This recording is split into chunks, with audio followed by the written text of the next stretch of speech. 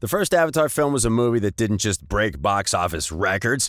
It redefined what CGI could do for a film. But CGI is now hated by fans and filmmakers alike. How did we get here? Join us as we take a look at Avatar 2, CGI Then versus Now. First things first, a recap of Avatar and what it meant for the industry. The first Avatar movie was a spectacle with no precedent. When Avatar first appeared in theaters in 2009, this was the consensus among audiences and critics.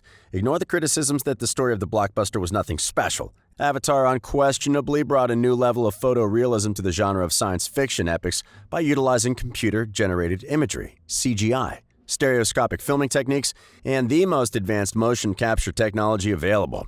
That was more than a decade ago. In what ways has CGI progressed since then?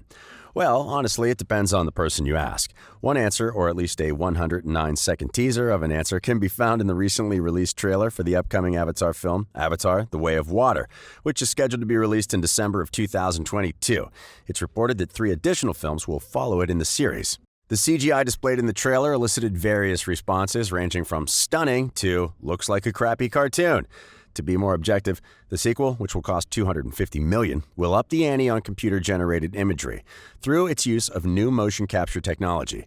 With this technique, actors will don suits equipped with markers so that computers can record their movements and superimpose digital animation on top of them. Next up, what really goes into CGI?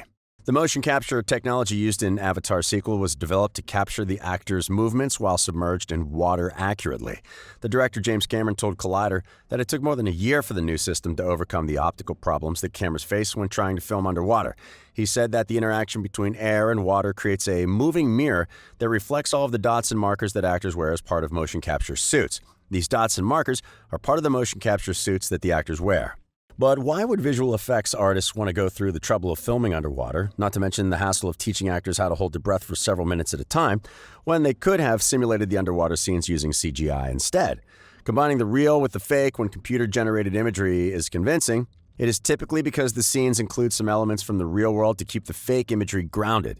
These elements might consist of real people or real environments. For example, look at some of the scenes from Aquaman 2018 and compare them to the new Avatar trailer. So, even when doing CGI, you can't rely 100% on the effects. You have to adapt. The filmmakers of Aquaman, in contrast to those of Avatar, shot the underwater scenes using a method known as dry for wet. In this method, actors were hung from wires and filmed in front of a blue screen in a studio during the production of the underwater scenes. The more realistic physical effects and lighting effects that can be achieved by filming in actual water are not possible with this technique. Above ground, the same rule must be followed. Dune, a film that was released in 2021, had a significant portion of its outdoor scenes shot in the natural sunlight of the deserts of Jordan and the United Arab Emirates. This gave the shots a more realistic quality of lighting. To take the level of realism even further, the filmmakers depicted the ornithopters as real helicopters to capture how these types of air tack kick up sand in real life. It is obvious that the studio used computer graphics to render the ornithopters, giant sandworms, and other shots that were physically impossible.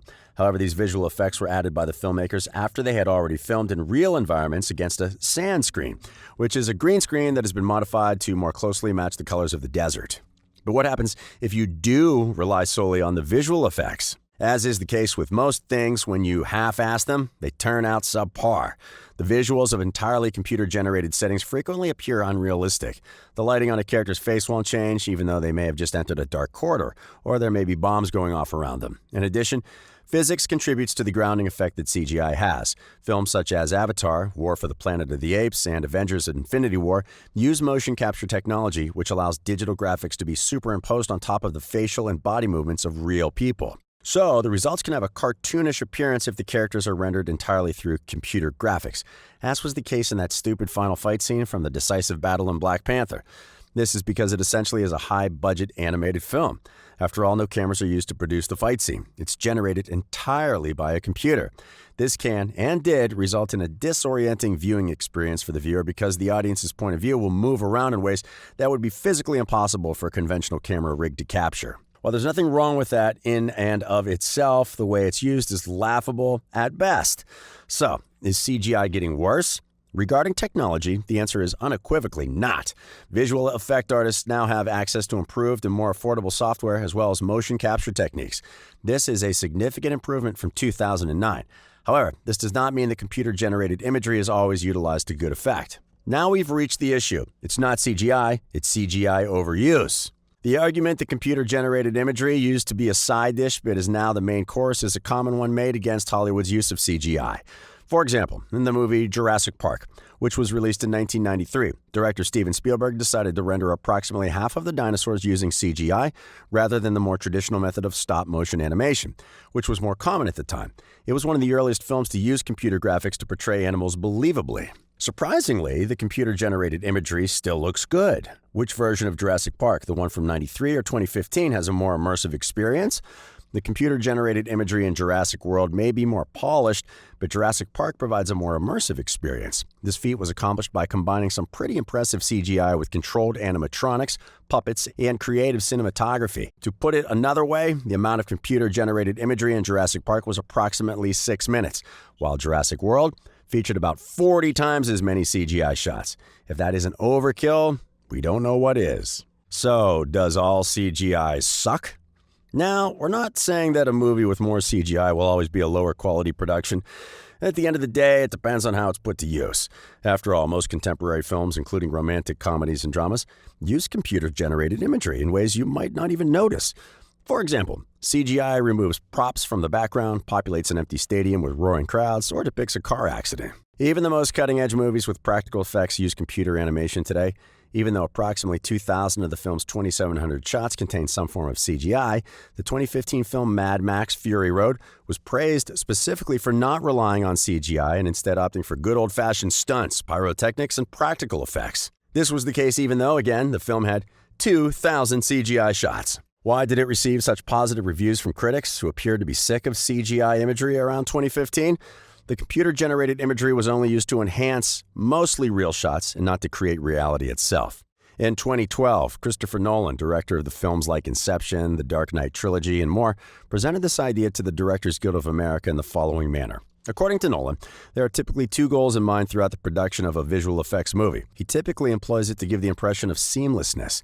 The other goal is to impress the audience with how much money was spent on the visual effects centerpiece, which he would rather not do.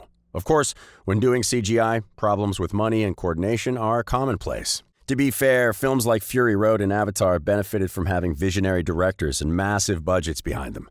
That hardly ever happens. Computer-generated imagery frequently looks clumsy and unrealistic when used in films with smaller budgets or for which studios want to spend as little as possible. CGI frequently looks awkward and unrealistic.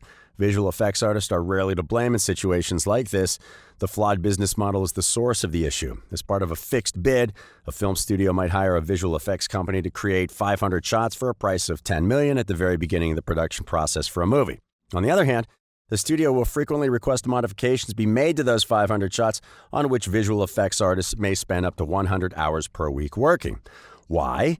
It could be a creative decision, a misunderstanding, a snag in production, or the simple fact that some contemporary films begin production without a clear vision of their third act. The production company is not responsible for paying any additional funds for those changes. From the studio's point of view, they've already paid for 500 shots regardless of whether or not changes are made. In the end, the visual effects company is the one that is responsible for paying the additional expenses and putting in the extra labor. This disorganized and time-consuming workflow, according to visual effects artist Jack Fulmer, frequently results in films that are of lower quality.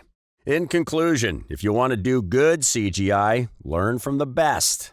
If you're not a visionary, or if you don't have a visionary involved in a project and it relies heavily on visual effects, it's not going to succeed, Fulmer said in Life After Pi, a 2014 documentary that overviewed the visual effects company Rhythm and Hughes Studios, which won an Academy Award for its work on 2012's Life of Pi just weeks after declaring bankruptcy. One possible explanation for why CGI might appear to be declining in quality is that we're no longer impressed by it. After watching a sufficient number of action blockbusters and installments in Marvel's cinematic universe, we no longer notice incremental improvements in CGI or only notice it when it's shockingly bad. The opposite of immersive is poor CGI. You're aware of it, consciously or subconsciously, when the physics of a person's movements appear unnatural, or when it is obvious that people or objects are not really in the environment depicted on the screen. The question that needs to be answered is whether CGI will eventually reach perfection where these optical obstacles are no longer an issue. Christopher Nolan believes that this will never come to pass. It doesn't matter how advanced your CGI is, if it hasn't been created from any physical elements and you haven't shot anything, it's going to feel like animation. Nolan said in a speech to the Directors Guild of America. On the other hand, no one has ever expressed dissatisfaction that Toy Story does not have hyper-realistic physics. And that's our take on the whole CGI debate that's going on now. What do you think? Let us know in the comments below, and don't forget to like, share, and subscribe. Until next time, we'll see you right back here.